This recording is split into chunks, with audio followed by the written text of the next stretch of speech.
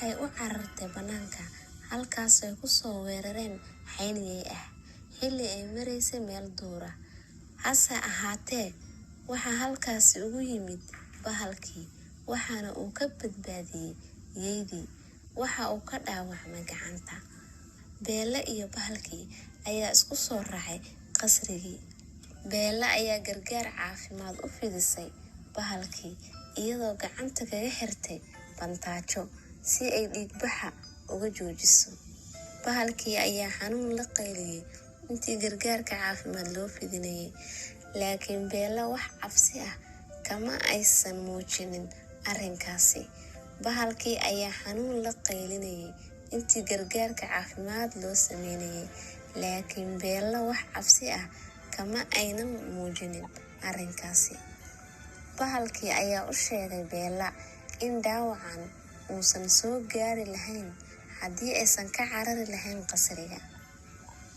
Iyadana waxay ugu jawaabtay una sheegtay in aysan ordi lahayn haddii uusan cabsi gelin lahayn. Waxayna u sheegtay in ay wanaagsan tahay in uu isxakameeyo, dadkana ixtiraamo, iyadoo ugu dambeyntii uga mahadcelisay badbaadintii nafteeda. Fiidkii xigay ayay Beela ogolaatay in ay la cashayso bahalkii markii ugu horreysay. Si wanaagsan ayay u wada casheeyeen una sheekaysteen.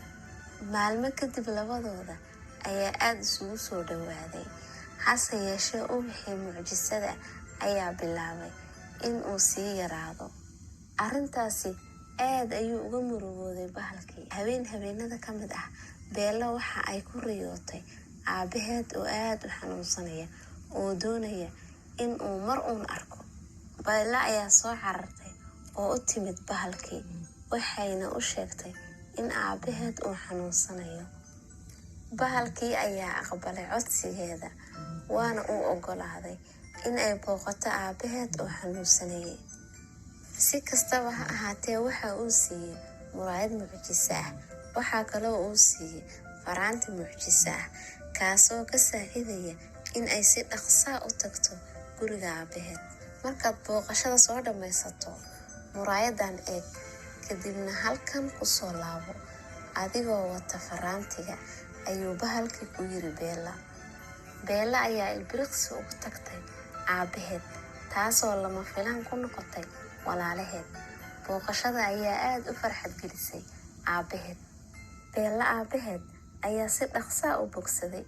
Beela ayaa walaalaheed uga sheekaysay isbeddelka ku yimid bahalkii, iyadoo tibaaxday in ay nolol wanaagsan ku haysato qasrigii.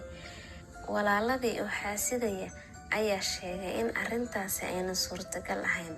Sidaasi daraaddeed, waxay ku heshiiyeen in Beela lagu mashquuliyo howlaha guriga si ay uga daahdo, kadibna uu u xanaaqo bahalka. Habeen habeenada ka mid ah, Beela ayaa waxay ku riyootay iyadoo isticmaalaysa muraayadii mucjisada ahayd, halkaasoo ay ka aragtay bahalkii oo dhulka yaalla, isla markaana sii dhimanaya. Waxayna ay gadaashiisa ka aragtay ubaxii mucjisada oo isna sii baaba'aya. Beela ayaa waxay tiri, alle, waxaan iloobay ballantii aan la galay bahalkii. Haatan waxa uu ku sugan yahay khatar. Faraantigii mucjisada ahaa, fadlan igu celi qasriga. Isla markiiba waxay is aragtay iyadoo joogta qasriga, waxayna sheegtay in ay aad uga xun tahay in ay ka soo daahday ballantii. Waxay aragtay bahalkii oo dhulka yaalla, waa ay oysay.